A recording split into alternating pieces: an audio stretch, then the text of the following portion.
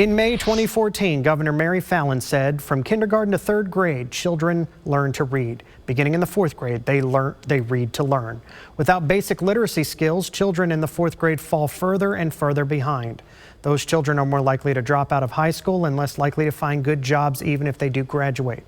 Promoting them to the fourth grade without the basic tools they need to succeed is not just unwise, it is immoral.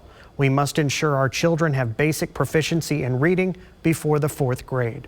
That statement was made back in 2014. Then a bipartisan group of state lawmakers in both chambers voted the day after Governor Fallin said that statement to no longer hold back students in the third grade who have shown they have not met grade level reading standards.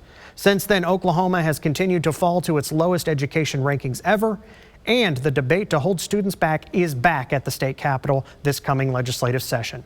Tonight we are going in depth on what happened then and what's changed now and who is behind the new push.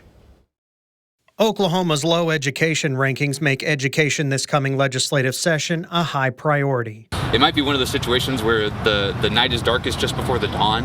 You know, there's all this publicity about Oklahoma education outcomes and scores and rankings, and sometimes it just has to get bad enough where enough attention gets put on it before we make the changes that are going to be needed to pull us back up. South Tulsa State Representative Republican Rob Hall wrote House Bill 2944. It would once again be state policy to hold back a student from advancing to the fourth grade until they can show they can read proficiently at a third grade level. Retaining kids for an extra year in third grade is not a punishment. If we just promote kids based on age and not competency, we're setting them up to fail. The idea is a part of an education turnaround plan backed by the State Chamber of Commerce called Oklahoma Competes. We can put all that into place this year, and I think we can start to see success pretty significantly quickly. Chamber CEO Chad Warmington says Oklahoma's younger workforce is uneducated and employers have stopped coming to Oklahoma because younger employees companies want to hire and build career pathways with have shown many aren't ready for the workplace no matter the industry, mainly because they can't read proficiently even after graduating high school. We need to spend more time digging into the pre-K through third grade stuff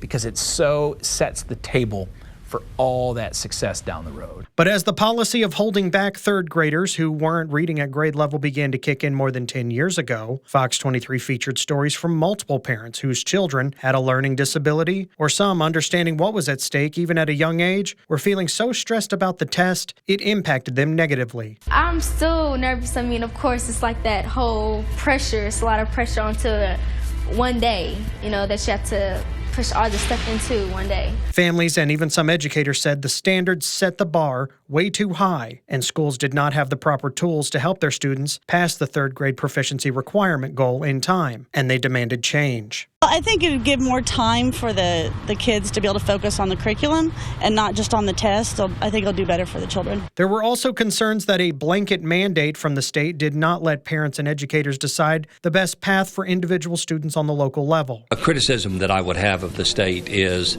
while they have put in policies like, well, we're going to retain those kids, we're going to flunk those kids, and we're going to keep them in place, and they think that alone will ensure that kids can learn to read, and it won't. Tulsa State Representative Democrat Melissa Provenzano says children were visibly buckling under the weight of high-stakes tests, understanding it would impact their future. Ask any teacher that was a third grade teacher at the time, and the stress that you saw children undertaking in order to pass this test, nail biting, hair pulling, not sleeping, crying. Now lawmakers will consider the Oklahoma Competes plan. It acknowledges that Mississippi stuck with a strict third grade reading policy, held back some of its students, and has actually risen in the national rankings. So they went from an 80% failure rate to a 90% passage rate now. And so there aren't a bunch of students getting held back, and they're getting the help they need. Lawmakers like Hall told Fox 23 this time around, students on individual education programs or IEPs will have more support this time, and there will be plenty of times and ways for a student to show proficiency. Some lawmakers have even said they want earlier checkpoints to catch children falling behind as soon as kindergarten and first grade. There will even be talk of more resources this time around included in the state budget. I think everybody could agree that Educational outcomes are not where we want them to be, and so I have come to the conclusion that early elementary literacy is really the primary root cause of a lot of issues that we see further down the line. Warmington says Mississippi made some mistakes when implementing their own education turnaround, mistakes Oklahomans can look at and learn from instead of having to experience it on their own when trying to turn things around once and for all. In 2013, we in Mississippi passed the exact same law at the exact same time. Right? Mississippi was 50th in reading at the time. Oklahoma was like 42nd, right? So 2013, we passed Reading Sufficiency Act. 3 years later, for a variety of reasons, we step away from the reforms. Mississippi stays the course, right? 2016, we back away, they stay the course. From 2016 to 2025, Mississippi went from 50th to 7th. We went from 42nd to 49th. So let's take a look at how effective the Mississippi Miracle was in turning around their state's poor education rankings and why it's being looked at the state capitol, in fact, across the country right now. For years, the inside joke was no matter how bad Oklahoma's education rankings were, the common theme was, at least we're not Mississippi. Well, take a look now at what Mississippi's doing. After being where we were for years, Mississippi now ranks 9th in the nation for 4th grade reading, 16th in the nation for 4th grade math.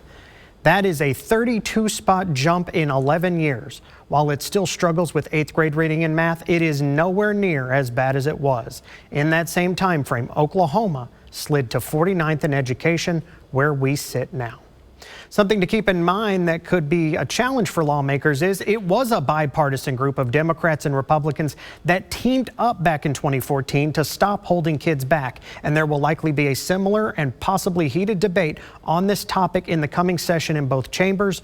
We also have some lawmakers running for higher office and for re-election to the same office. And they want something to campaign on after session to say they did something about education.